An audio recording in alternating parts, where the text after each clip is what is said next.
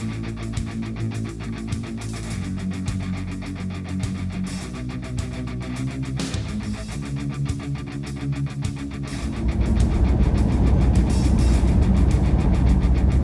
out for the night for the first time in ages.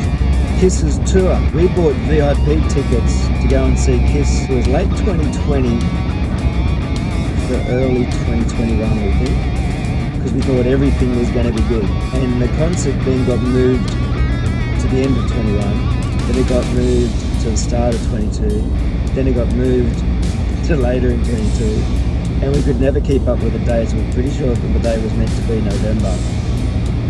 And we got an email last weekend. Kiss's concert is on next weekend. Oh, you'll be getting your link to your VIP tickets. Because they leave it to right up to them, so you've got them. They're on tonight. But it's going to be a really long night. They don't come on till about 9 PM apparently. But you've got to be there because we've got VIP tickets. You've got to be there between 2:30 and 4 to be COVID tested first. And it's said in the tickets, if you test positive, then they will refund you the VIP section of the cost, and then you can't go into the VIP part. It's about an hour from the house. Should be there soon.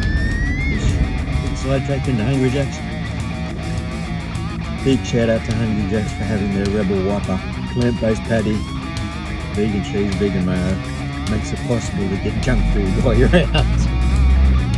There's one that's just off the freeway, so I just got off so that I could make sure I'm not going to be getting hangry in the middle of a concert.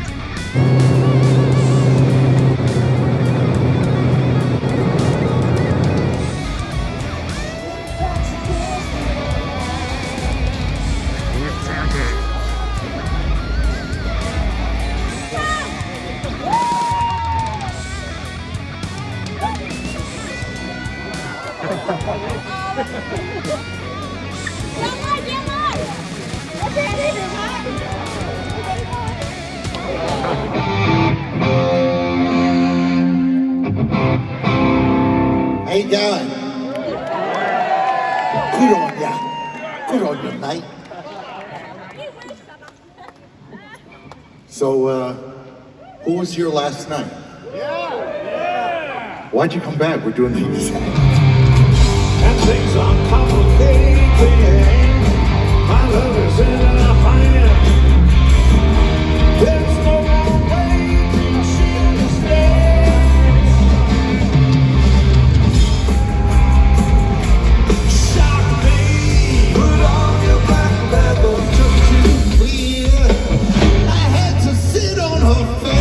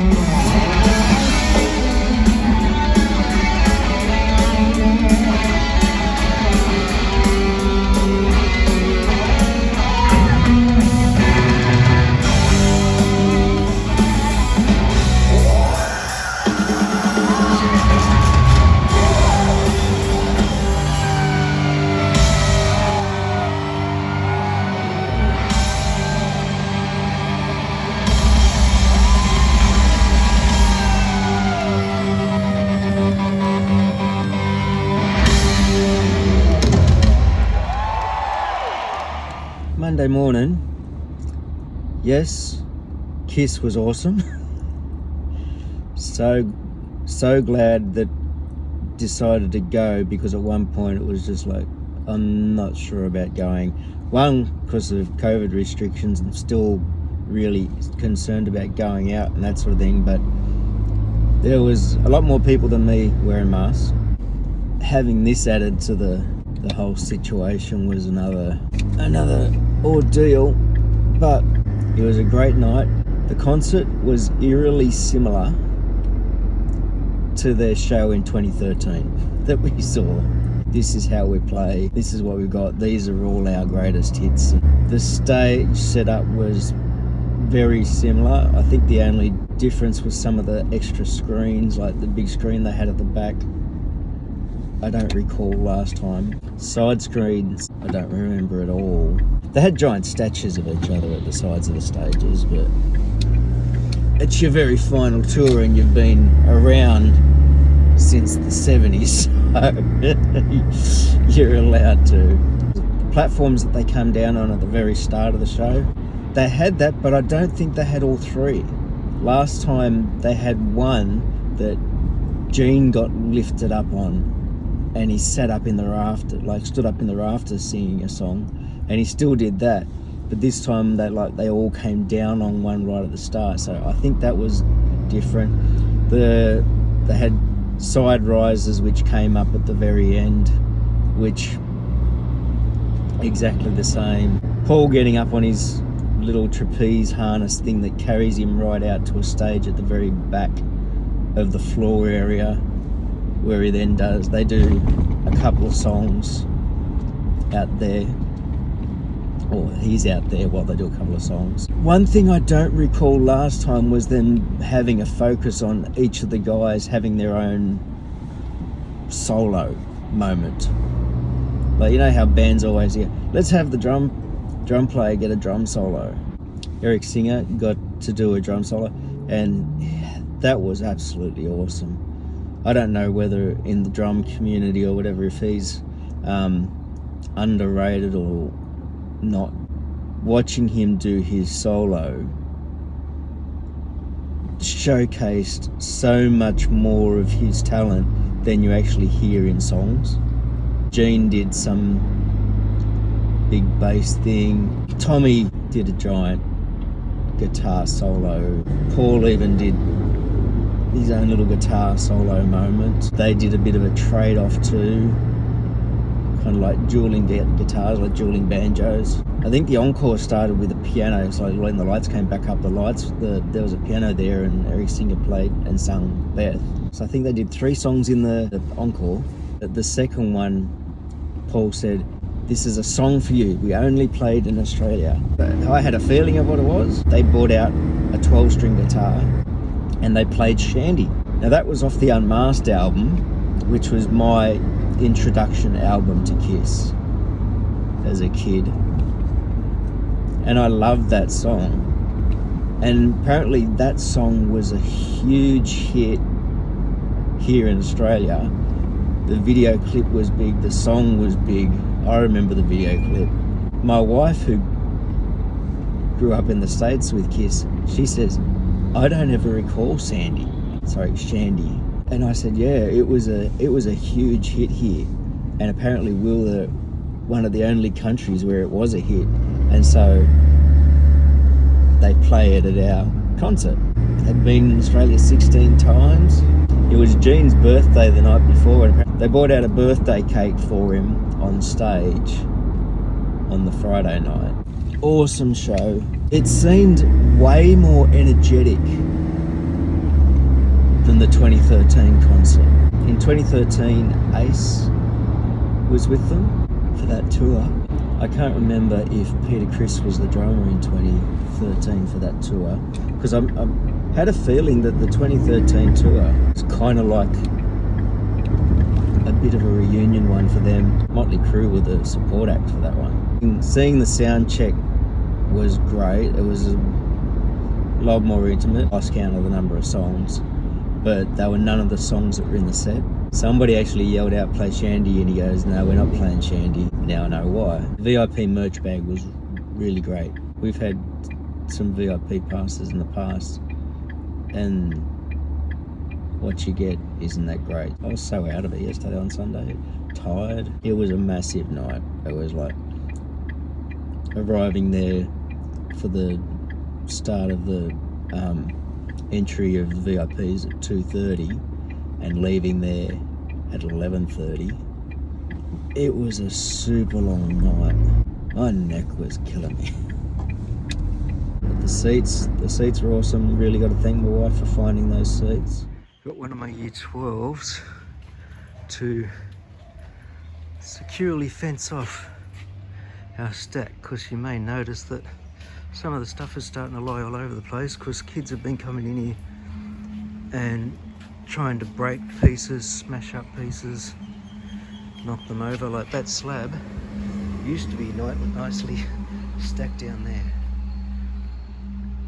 but at least now it's no longer a hazard, and we'll figure out somewhere else to actually store it later.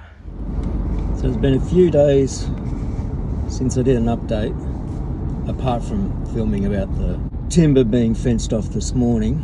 Year 11 and 12 construction, especially 12, we're working hard to just try and get through the final project and theory work to make sure that they're right to graduate. Year 11, I've spent the last couple of days making sure that their cluster from last term is completed as much as they can, so that I can get that one all marked and we can get further into the current one, because we started the current one, our cluster 4, which is meant to be making the garden beds, and we've been doing some pricing, but I thought let's just get the previous one tidied up, all signed off and everything like that, and then we can get on with that one. So I've collected those together to mark. There's probably a few kids who still need to do their project. 11 timber, it's really only the one girl that I've got who was doing quite a complex project and has missed out on the prac time with me being off. So we've been trying to give her the time to get her project completed, tidying up their folio to hand in to me. 11 actually start exams next week. And year 9, some of the kids have just had to start again. Like I said, they couldn't find their pieces, and they're getting back into the swing. I've got them for a double tomorrow, so that'll be good to see if I can keep them motivated for 2 hours. I've returned for the kids. I feel bad that they've picked a practical subject and they're missing out on the prac. I've discovered when I've got a full day, I feel really wiped. Like I'm walking around and helping the kids out and giving advice and, you know, doing some teaching. Like with year 12, it's all theory teaching, so it's discussion and lecture and that sort of stuff. I find on the really busy days where I've got different kids doing different things and I've got every class and I'm sort of like full on, I think just being up and about is really wiping me out. Yesterday I was in a lot of pain, and I was just thinking about it this morning, or last night and this morning. The pain's in my neck and in between my shoulders, and that's the 5, 6, 7 area. The fact that my muscles had to be, cut away from the spine and then stitched back. I've got that weight restriction. Even just not carrying anything, being upright for so long, just the weight of your arms hanging down, I'm finding it's putting like strain on the area. If I can stand with my arms crossed, that kind of holds them a bit together. It's not like an office job where I can sit with my arms on a table. Like when I'm in the staff room, it's a bit better. I can sit there and I can rest my arms on the desk or on my armrest or something like that. When they're just hanging for a long period of time, staff are being really supportive. They said, like, it's great having you back, obviously because the classes can be looked after. They said, I don't know how you're actually handling being back because we can see you're in pain. Having like spent that long time out on the Kiss concert, because I was able to rest my arms, it wasn't as bad as just being at work.